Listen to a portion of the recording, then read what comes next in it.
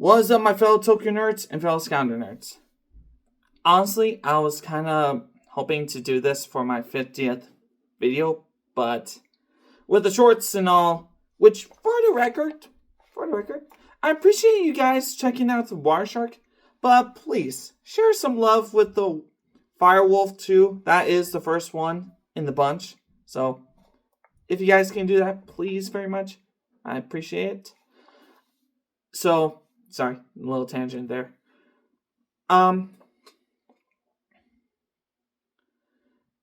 Now's probably the best time than ever to share my thoughts about No.1 Sentai Gozyuger. Custom made by customer, by the way. Great job, guys. So where to begin? I guess the best place is to where the concept and ideas start. The concept of like a Sentai war is pretty cool. Having a bad guy being like the ultimate threat, the calamity, I think that's pretty cool. Having some people be like Sentai Reds is really cool. Like, all the concept ideas behind it is really cool. Heck, I love the designs of the Gozyugers themselves. The gold really makes the suits pop. And the animal motifs work really well with the helmets. It fits that Sentai mold that most people aren't familiar with, but it also does its own thing because the black has like a hexagon texture. It's kind of like Zets in a way, texture-wise, but it's really cool. And the colors on each of them is really fantastic.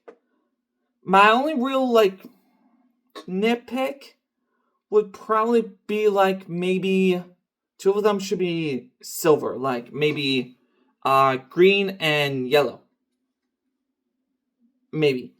But, again, just a nitpick because I can understand where some people might be coming from because yellow kind of blends in with the gold and it kind of drowns it out. And honestly, I don't think gold and green work together as well.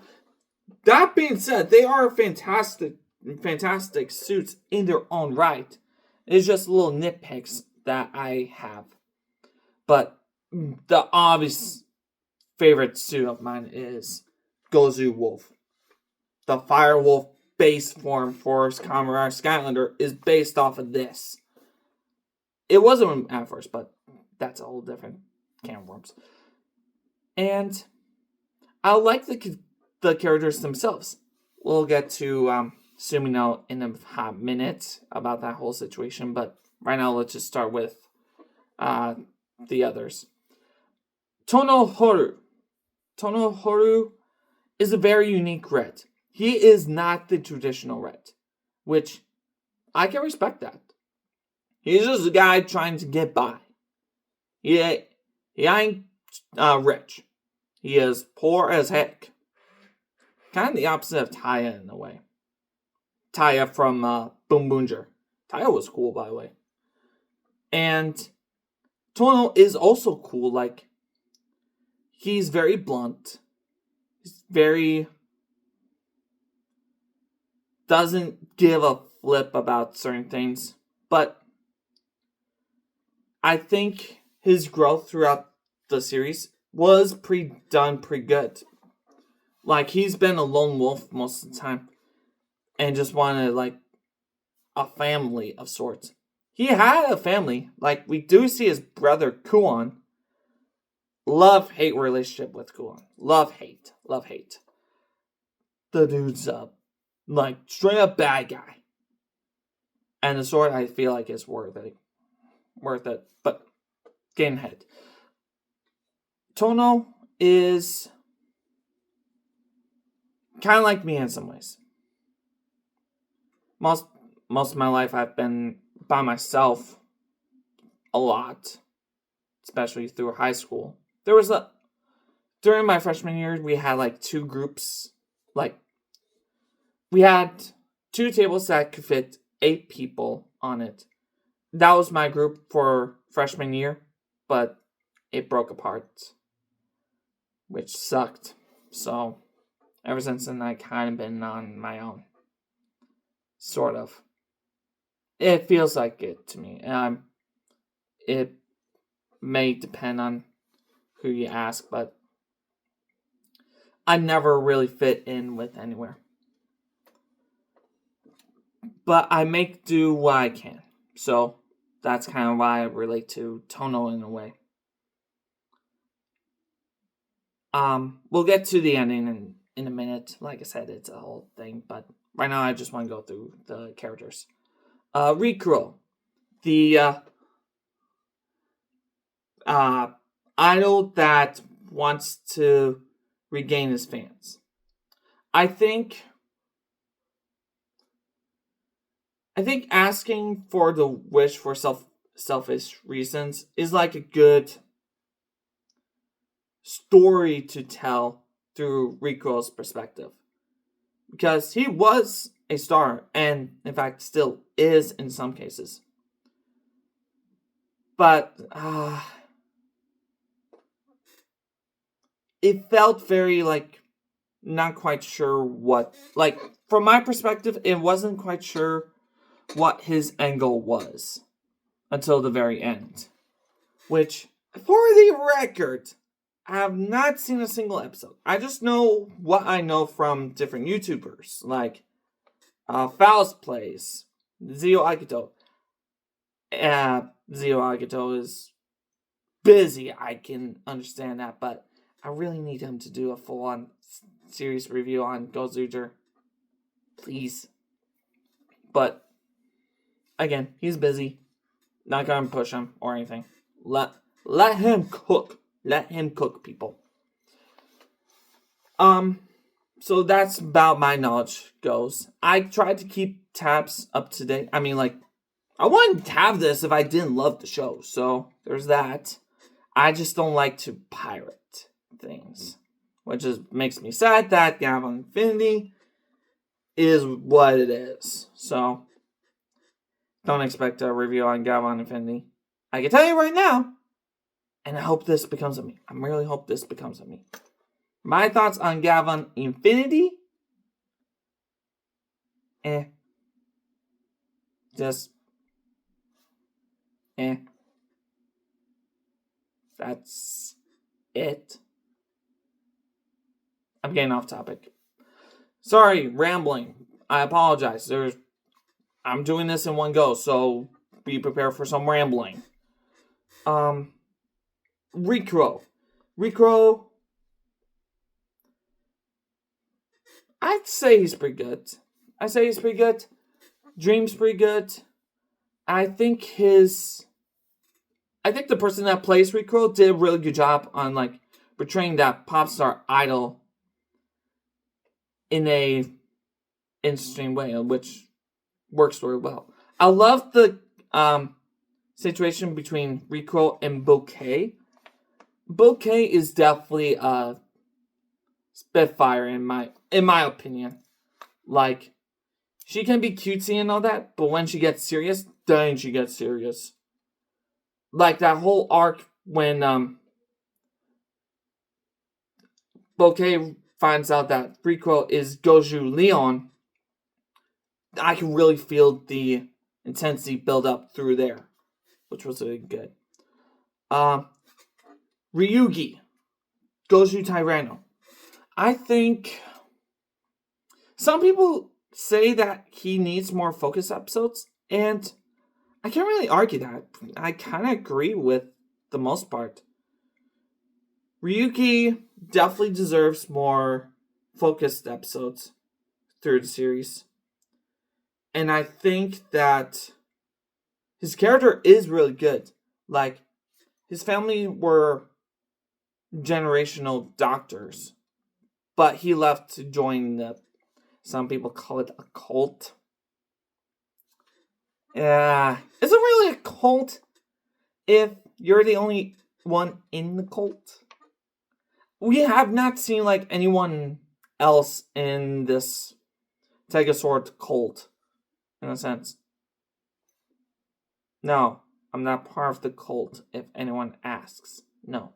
But I can tell that Ryuki was a fun character in general. Like that one time where he was able to use the Ryu Tega sword for the first time. He was just having a ball, and I love it. I love that for Ryuki. I wouldn't say he's a fan favorite, but you guys let me know what you think of Ryuki. Because from what I can see, everyone likes Ryuki, so there's that. Ignore the dog. Ignore that. Kinjiro. Kinjiro is... I like the idea that he's an old man wishing to be part of a party people. It's a little weird how to put it, but I mean, it's good. And I like that he was able to become young so that he can join the fight, so he's not an old-ass man breaking every single bone in his body. Which makes sense. And I feel like the reasoning why he stays young is a little weak. A little vague, but... Because... I'm a little jumping ahead here, but go with me here. The ring war is done, but yet Kinjiro is still young. So, what's going on there? I'm not sure if that did the character justice. Plus, I don't think he had enough focus episodes either. I can only think of a few times that happened. Like the Showa era focus episode and the Rearranger arc.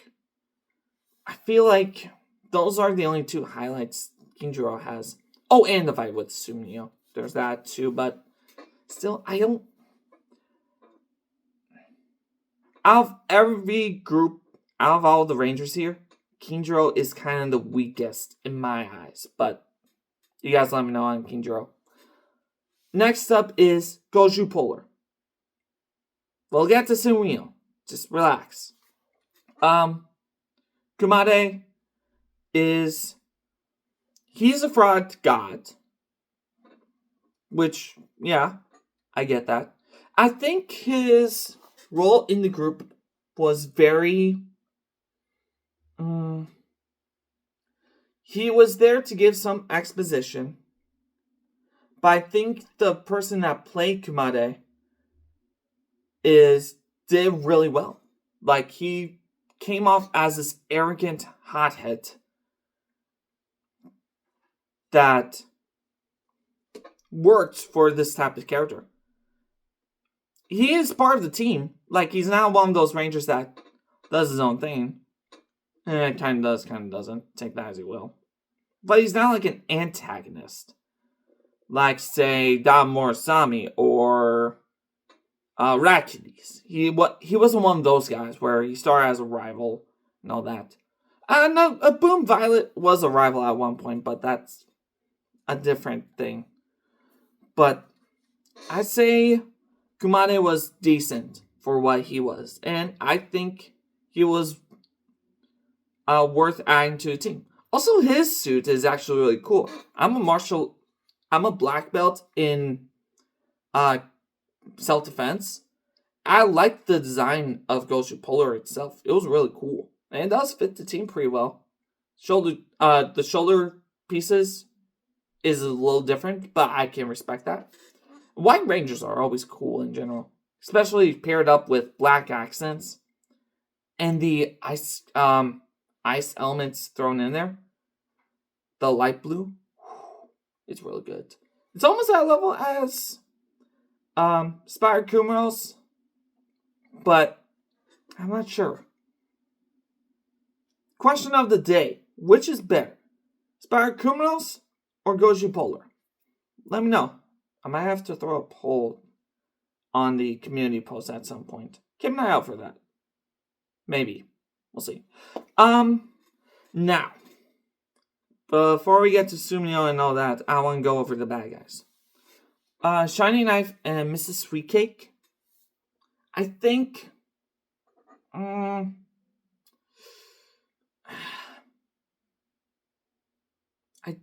remember that Shiny Knife was supposed to be a Calamity person at one point, but they didn't go as far as they should. As far as my knowledge goes, they're pretty forgettable. Design's insane though. Just split down the middle, one person, one body. That's something. But other than that, I got nothing much. I already mentioned my thoughts on Bouquet during the whole Rickroll bit, but moving on. Fire Candle. He's good. He's good. He's a good rival to Horror, especially for being the first bad guy in the first episode to the last bad guy in the final episode. Is really good.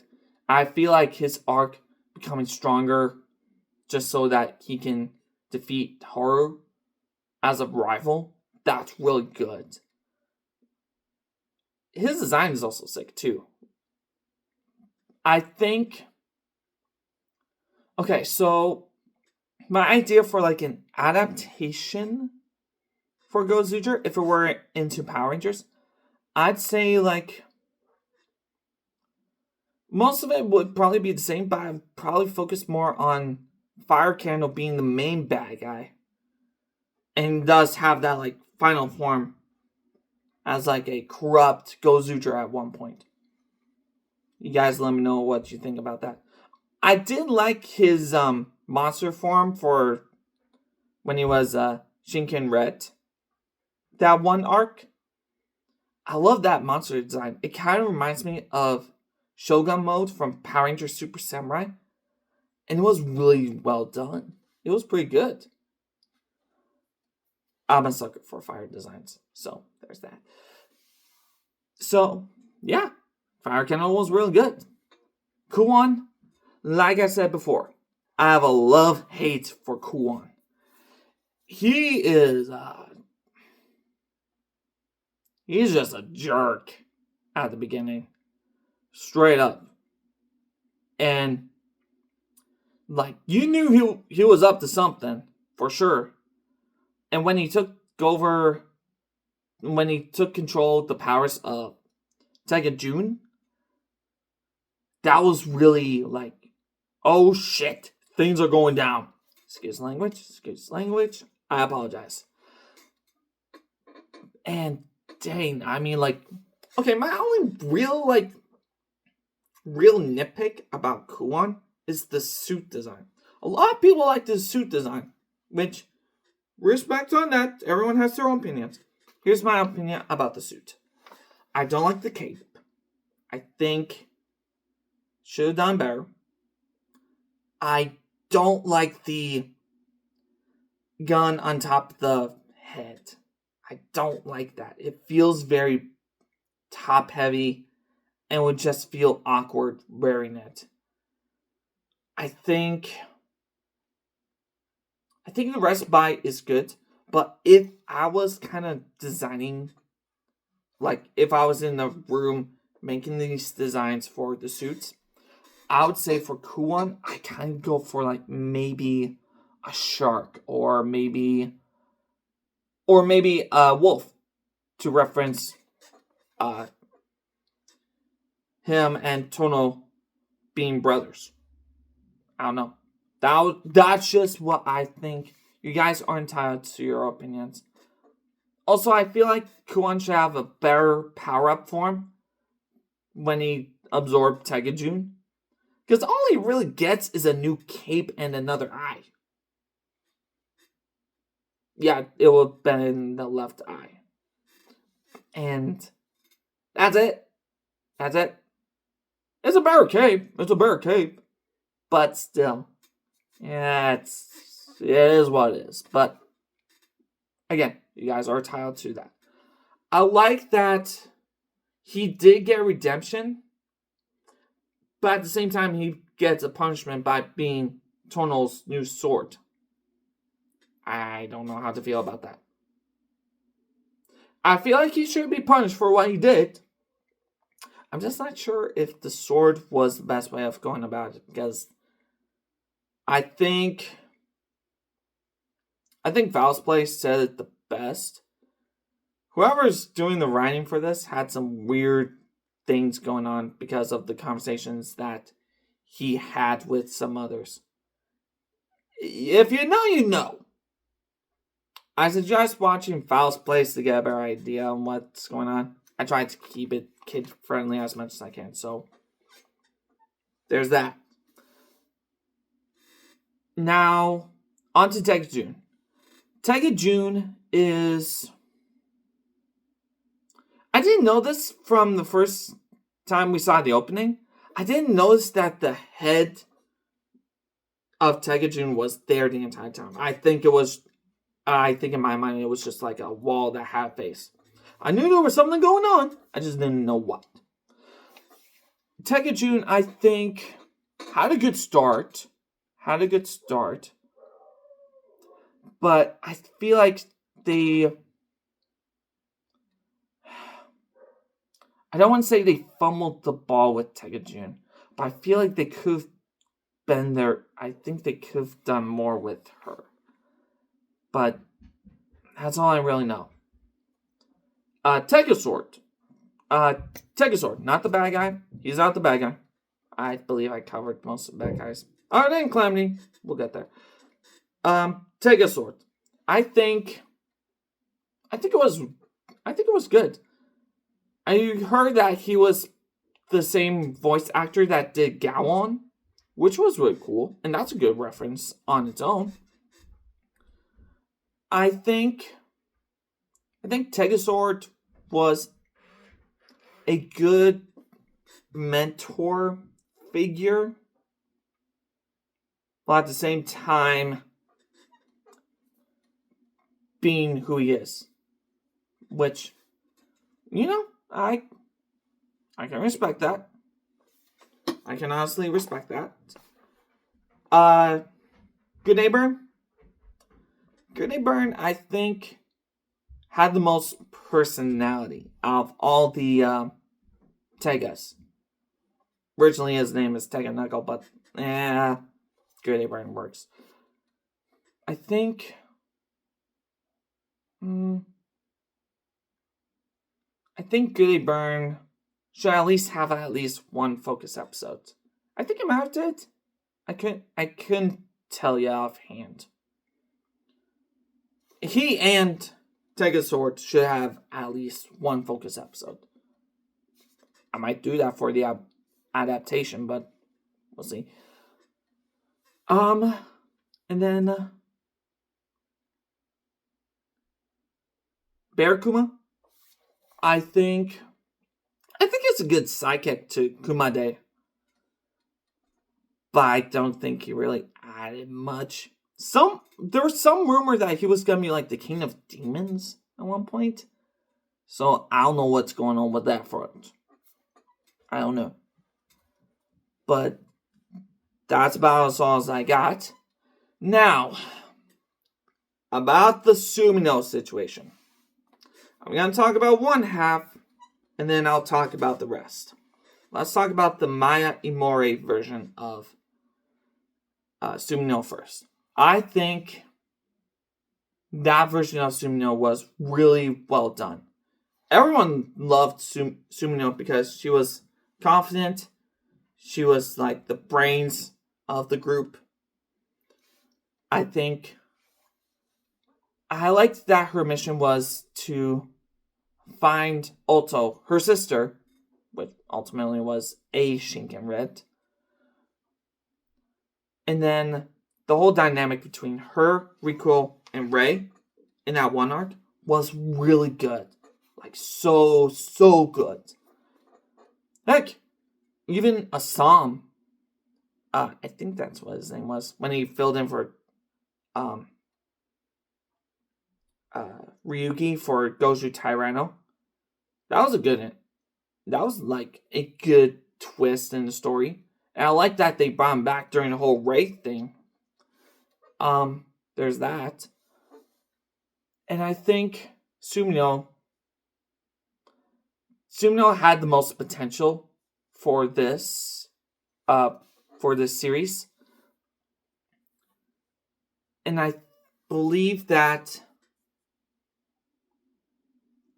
if she would have stayed on, things would go completely different.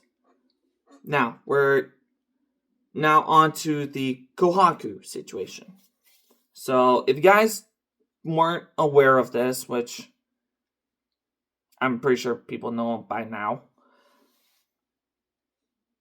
Kohaku filled in for Maya Mori because there were some legal things happening over there that got Maya fired, essentially, from Gozyuger.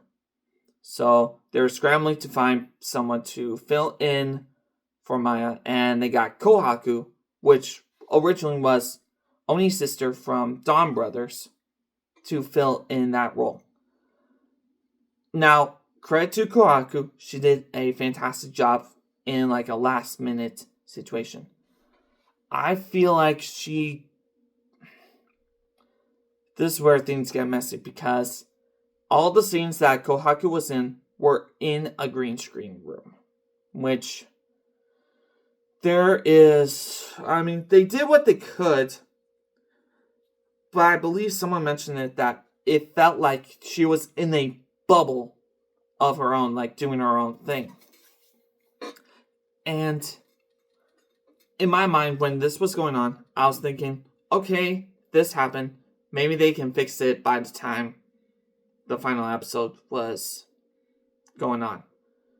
But we know for a fact that Maya was part of episode 47, the second to last episode. If they were going to stick with if the original plan was to do 49 episodes, that would have been the second to last. If it was originally going to be 50, which would have been perfect, it would have been third to last episode. I feel like they had the time to make it work, but it still felt off in the finale because this where the big things or controversy happens. The tradition of the team being helmetless for the final roll call was done not great. Sumino transformed before the guys. The guys transformed then. But then the four guys, Tono, Kinji, Rikuo, Ryugi, were helmetless, while Sumino had a helmet in that lineup. I appreciate that they took in the effort to do a helmetless roll call for Sumino. I respect that. But it felt very jarring that 1 minute she had the helmet, next minute she doesn't, then we're back to having helmets. I feel like they fumbled that pretty hard. But in my mind, I would say I think they should redo the last few episodes. Like, make it into a movie or a special or something. To make it feel more cohesive, more balanced, more earned. Because right now, the final episode left a very bitter taste to some people's mouths. So, that's how I feel about that. I think before the whole Maya situation, I believe it was going really good. I liked how everything was being set up. I believe that the Calamity, that's supposed to be the big bad guy. I think they could have done more with that. Maybe had the Bride on, like, instead of having the whole Bride on thing, have them be the Calamity. That would make sense in the whole scheme of things. It will feel more earned, in a sense. It would, honestly. I think that for how messy Gozyuger is, I think overall I love the show. I love the concept. I love the ideas. The execution could have been way better. And personally, it's sad to know that Gozyuger is going to be the last Super Sentai for at least 10 years. But I'm looking forward to see what the future holds for Super Sentai when they do come back eventually. And I will miss the franchise. I think my top 10 highlights for Gozyuger would be the characters, especially Tono Horu. The arc with Rei, Rikuo, and Sumino. That's a really good arc. The the legend or the universe Reds. I love that idea. I love that. The music for Gozyuger, Winner by the Wieners. I don't know how to say that. I don't know. But the theme song for the show, the Vibes song by them, and then Kumade's one-off theme song was really good. And I believe the whole team is really good. I love also, I guess also the mecha too. I love the roleplay items. I love this. And as far as everything goes, that's all I got for Gozyuger. So, you guys let me know what you think about #1 Sentai Gozyuger. If you guys want me to do any more videos about any other Sentai that I have knowledge of, please let me know in the comments below. And that's pretty much it. So, keep an eye out for the next episode. So, until then, take care.